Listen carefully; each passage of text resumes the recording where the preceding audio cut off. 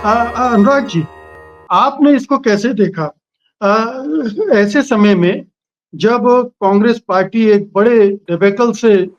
जूझ रही थी, निकल रही थी और ये बीजेपी के लिए जश्न का मौका था, वो समय क्यों चुना सहयोगी दलों ने? ये बातें जो उनकी शिकायतें हैं, शिकवे हैं, वो अंदर खाने भी चर्चा में आ सकते थे, या अगर कहना भी था तो थोड़ा सा तो इंतजार किया जा सकता था। यानी आप देखिए कि अखिलेश यादव अगले ही दिन अपने उपचुनाव के उम्मीदवारों की घोषणा कर देते। ये क्या इंडिया गठबंधन के अंदर का आपसी टकराव सार्वजनिक हो रहा है? मुझे नहीं लगता कि इनका आंतरिक कोई बहुत ज़्यादा जुड़ाव भी था या कोई इमोशनली भी जुड़े हुए थे। ये एक सुविधा के अनुसार और भारतीय जनता पार्टी से अपने को बचाने के लिए इंडिया गठबंधन बना था। मैं विशेषकर, क्योंकि मैं मुंबई में रहता हूँ, तो मैं महाराष्ट्र की में आज संजय राउत ने भी उसी तरीके की बातचीत कही, लेकिन मुझे ऐसा लगता है कि ये पोजिशनिंग कर रहे हैं। जहाँ पे टिकट बंटने हैं या अब जैसे शिवसेना है, शिवसेना को ये गांधी परिवार ने बहुत अच्छी तरीके से बता दिया है कि कुछ भी होगा तो मुख्यमंत्री का जो पद है वो उद्धव ठाकरे को ही दिया जाएगा। तो अब ये बहस चल रही है कि 100 की जगह 110 सीटों के लिए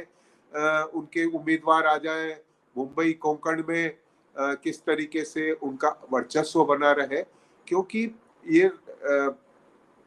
इंडिया गठबंधन के दल भी जानते हैं कि अगर उनका उन क्षेत्रों में टिकट नहीं मिला, वर्चस्व नहीं रहा,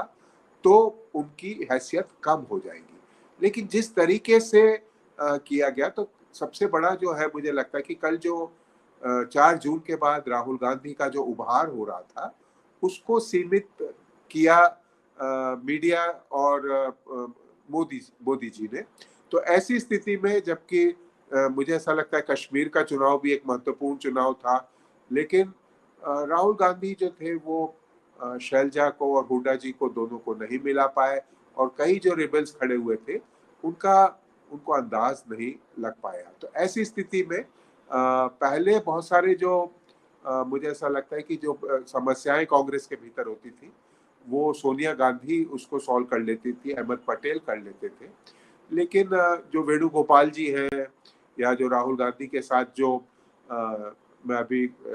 किदवई जी का जो लेख पढ़ रहा था ट्रिब्यून में, जो आज आया है, कि उन्होंने जो सर्वे जो सीटें बांटी, वो कोई जो बेंगलोर के जो एक उनके बड़े सेफोलॉजिस्ट हैं,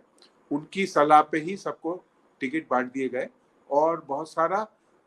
सर्वे ड्रिवन ये चुनाव भी हुआ। और हुड्डा ने जिस तरीके से अपना वर्चस्व दिखाया, लेकिन अगर आप देखेंगे ना, तो या हम लोग इस पे बाद में शायद बात करेंगे कि नहीं, हम इस पर हम बात ही नहीं कर रहे हैं कि हरियाणा क्यों हारी बीजेपी। नहीं, हम बात ये मैं कर बात रहे हैं करना कि चाह ये रहा था जो कि इसका सहयोगी दल हैं,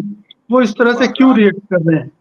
वो इसलिए कर रहे हैं क्योंकि उनकी कई दिनों से बातचीत चल रही थी, और कांग्रेस उनको, अगर साधारण भाषा में कहे जाए, तो उनसे थोड़ी अकड़ दिखा रही थी, या मैं इसको घास नहीं डाल रही थी ये तो नहीं कहूंगा, लेकिन वो थोड़ी अकड़ दिखा रही थी। तो जब आज इनकी थोड़ी पिटाई हो गई है हरियाणा में, तो इनको लग रहा है कि अच्छा मौका है, हम अपनी बातचीत कर लें। लेकिन इससे कोई बड़ा कोई असर पड़ जाएगा कांग्रेस के और इंडिया गठबंधन के रिश्तों में, क्योंकि अभी भी भारतीय जनता पार्टी और उसका जो अधिनायकवाद है वो उसका वजूद है, और वो एक चुनौती के रूप में